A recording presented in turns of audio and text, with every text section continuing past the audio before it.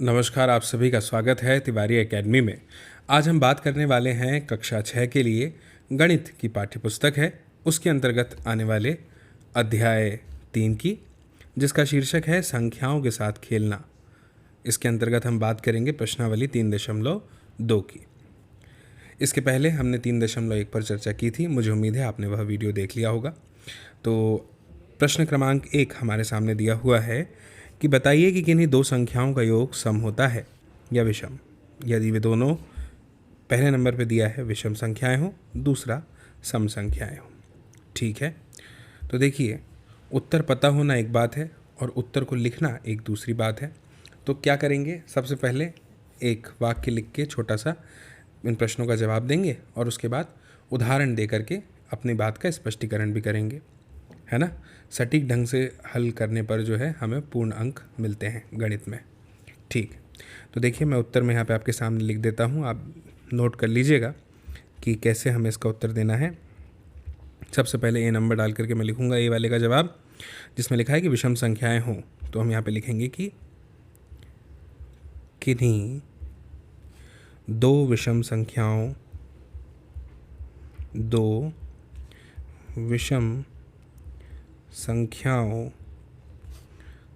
का योग सम होता है। और अब इसका उदाहरण दे देंगे हम। उदाहरण जैसे मैंने लिख दिया 1 धन 3 बराबर 4 या 3 धन 5 बराबर 8। तो यहाँ पे स्पष्ट हो गया कि कोई भी दो विषम संख्या अगर हम लेंगे और उसका हम योग करेंगे, जोड़ेंगे, तो हमेशा उसका योग क्या आएगा, सम संख्या ही आएगा, प्राप्त होगा। इसके बाद में बी वाले का करते हैं। तो इसमें लिखना होगा किन्हीं दो सम संख्याओं का योग।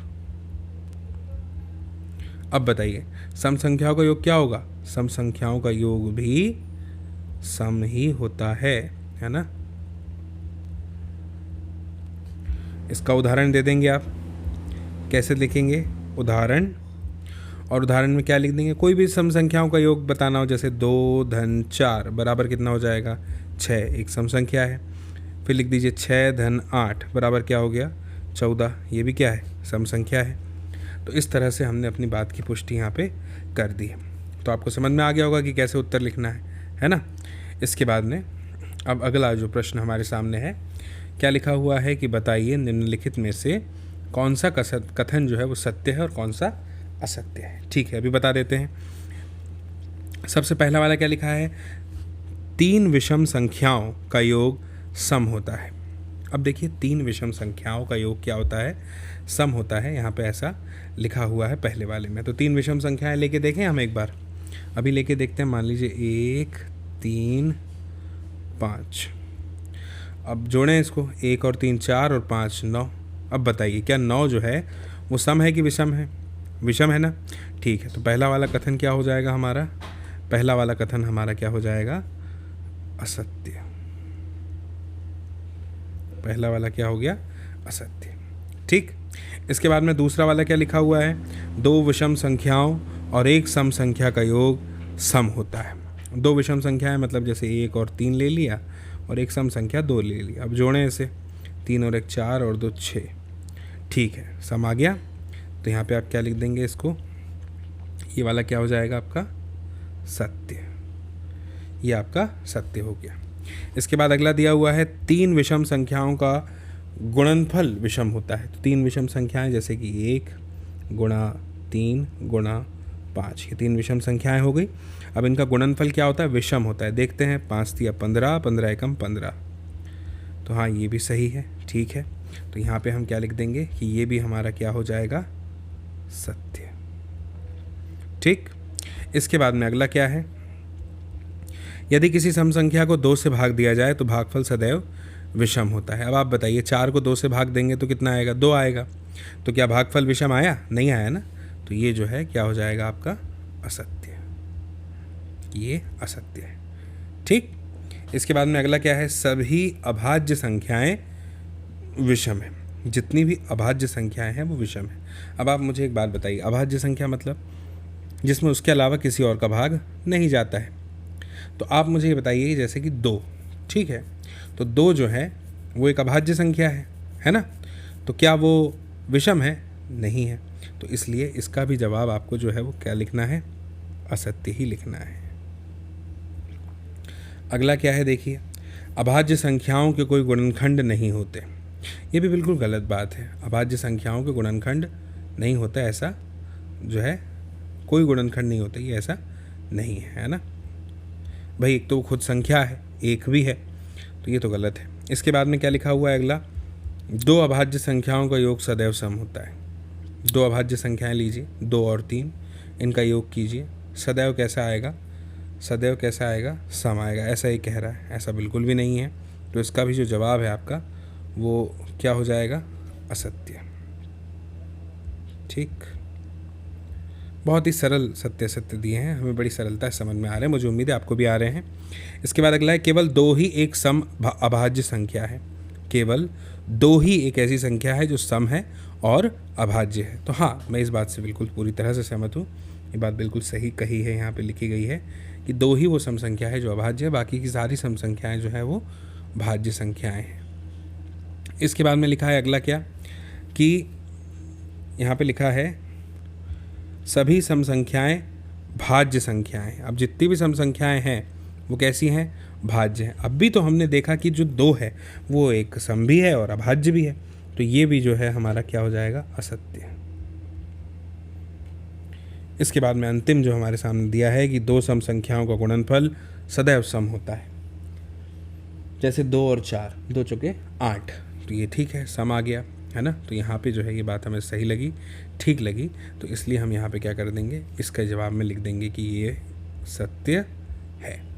ठीक, तो मुझे उम्मीद है आपको समझ में आ गया होगा कि इस तरह से हमें सत्य सत्य करने थे, है ना। ठीक है, अब हम अगले प्रश्न की ओर बढ़ते हैं। और क्या है हमारा अगला प्रश्न, हमारा अगला प्रश्न है प्रश्न क्रमांक 3, जिसमें हमारे सामने दिया हुआ है, क्या दिया है कि संख्या 13 और 31 अभाज्य संख्याएं हैं। ठीक है, इन दोनों संख्याओं में 2 अंक 1 और 3 हैं, ये भी ठीक है। अब हमें बताना है कि 100 तक की संख्याओं में से ऐसे अन्य सभी युग्म बताइए।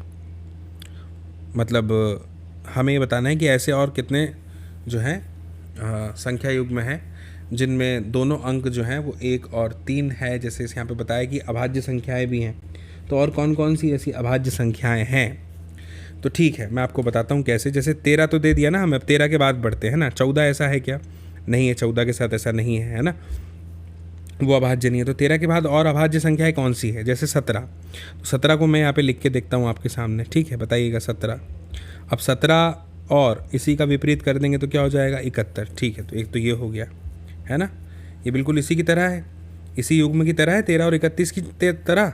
ठीक है, इसके बाद में अगला युग्म अगर खोजे 17 के बाद में, तो आप आगे काउंट करके देखेंगे तो आपको पता चलेगा एक है 37। ठीक है, इसका 37 का अगर हम उल्टा कर दें विपरीत तो कितना होता है, 73। तो ये 2 संख्याएं हो गई। ठीक, इसके बाद में अगर हम आगे बढ़ें तो अगला हो जाएगा हमारे साथ में 79 और इसी का उल्टा क्या हो जाता है, 97। ठीक, तो ये स्पष्ट हो गया हमारे यहाँ पे। तो ये इसका हल हो गया, ये इसका उत्तर हो गया, आप नोट कर सकते हैं। इसके बाद में आगे बढ़ते हैं, प्रश्न क्रमांक 4 के पास आते हैं। क्या है प्रश्न क्रमांक 4? प्रश्न क्रमांक 4 जो है वो हमसे पूछ रहा है कि हमें जो है बताना है 20 से छोटी सभी अभाज्य और भाज्य संख्याएं अलग अलग। तो अभी बता देते हैं, सबसे पहले लिख देता हूँ मैं यहाँ पे अभाज्य संख्याएं। ठीक, कौन कौन सी हैं बताइए, देखिए 2, 3, 5, 7, 11, 13, 17, 19। ठीक, अगर भाज्य संख्याएं लिखें तो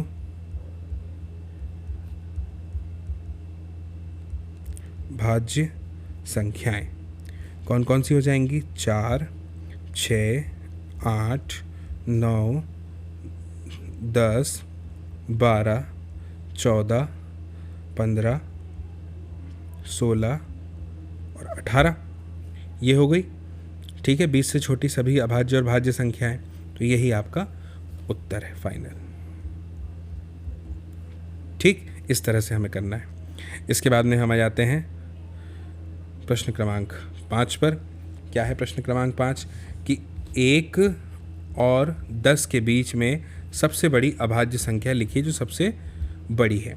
तो ठीक है, वो तो हम लिख देते हैं। अभी यहाँ पे मैं लिख देता हूँ आपके सामने कि 1 और 10 है ना, तो 1 और 10 के बीच सबसे बड़ी अभाज्य संख्या 7 है।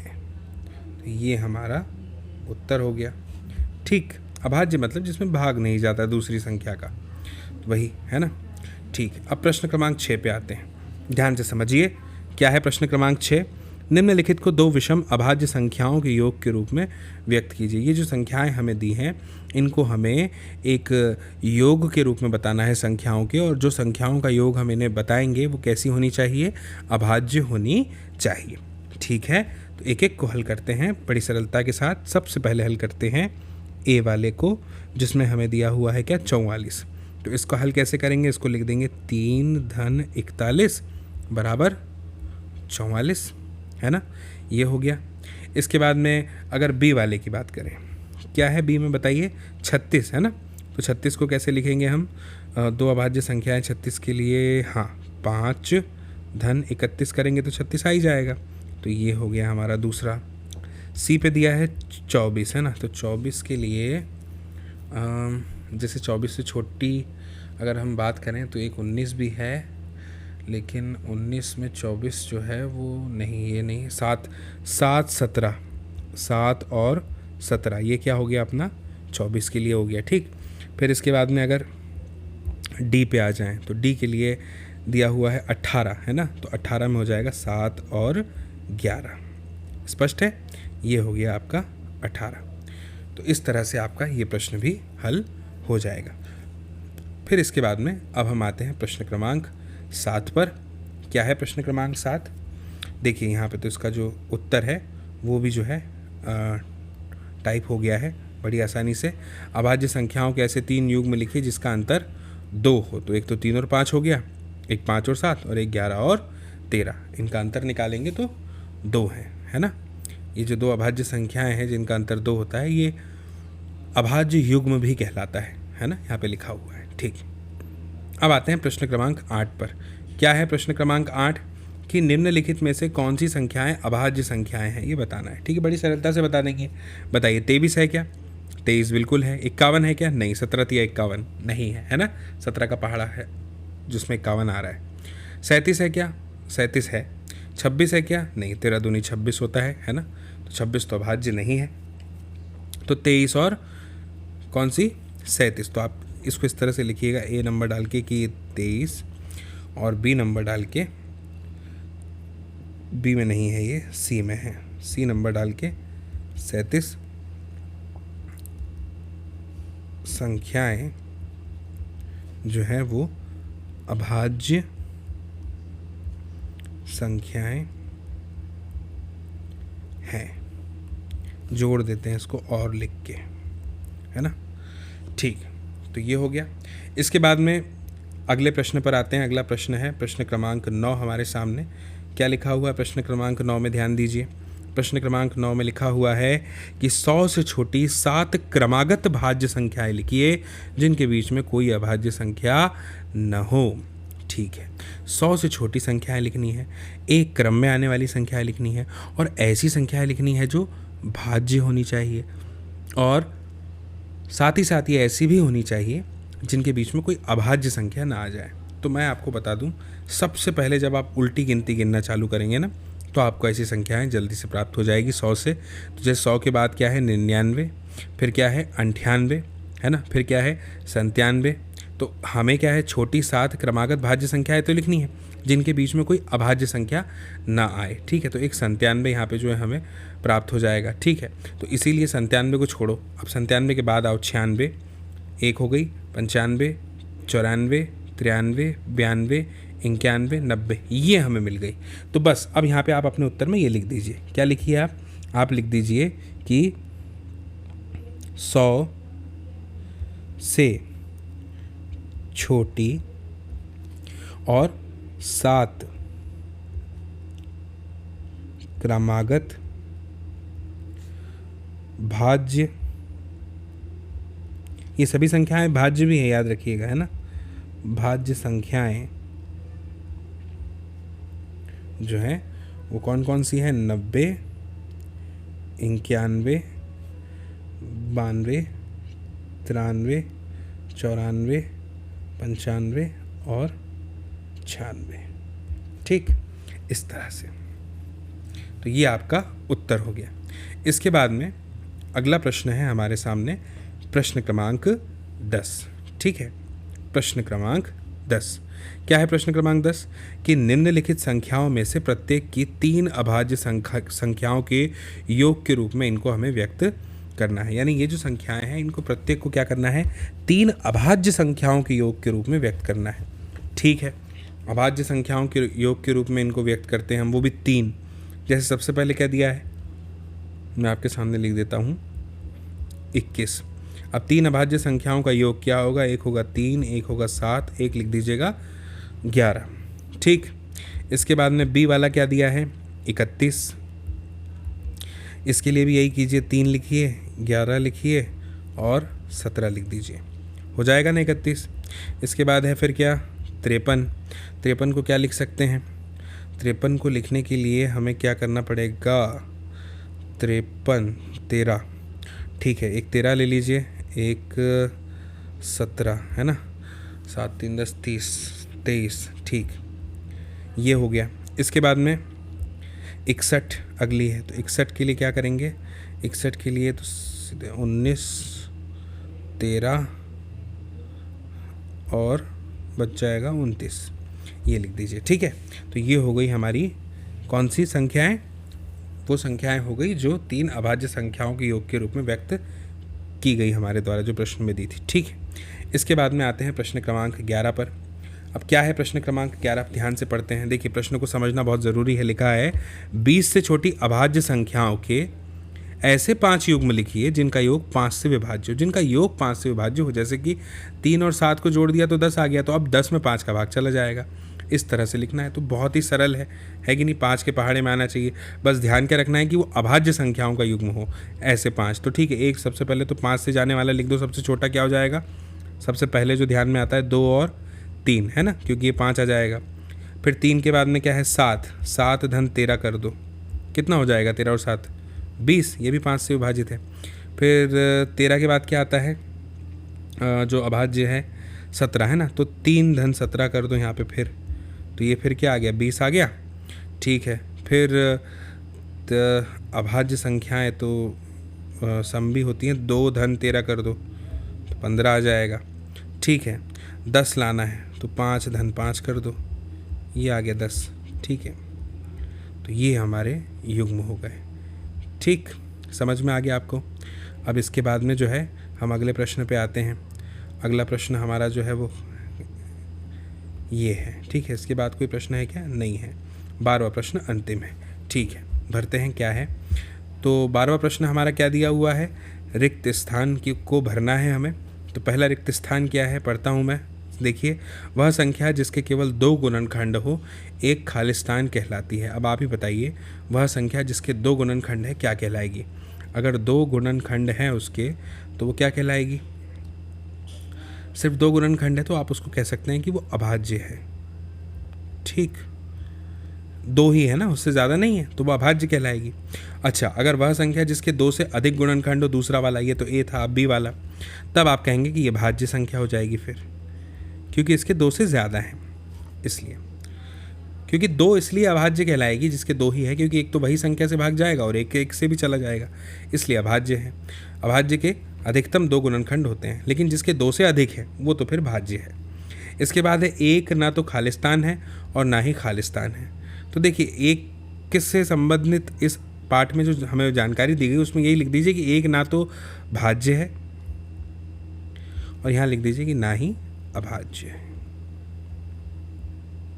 ठीक, इसके बाद सबसे छोटी अभाज्य संख्या क्या है बताइए। तो देखिए सबसे छोटी अभाज्य संख्या 2 है, आप भी जानते हैं। सबसे छोटी भाज्य संख्या कौन सी होगी, 4 होगी, क्योंकि 3 भी अभाज्य होती है ना। फिर लिखा हुआ है सबसे छोटी सम संख्या, तो वो तो 2 है। ठीक, स्पष्ट है। तो मुझे उम्मीद है कि आपको जो है ये एक्सरसाइज बहुत अच्छे से समझ में आई होगी। आप ज़रूर इस वीडियो को शेयर करेंगे अपने दोस्तों, साथियों, सहपाठियों, परिजनों के साथ, ताकि वे लोग भी देख पाएँ इस वीडियो को और समझ पाएँ इस जानकारी को। बाकी फिर मेरी आपसे जल्दी मुलाकात होगी अगली नई जानकारी के साथ, नए वीडियो में, और तब तक के लिए आप सभी को मेरा नमस्कार।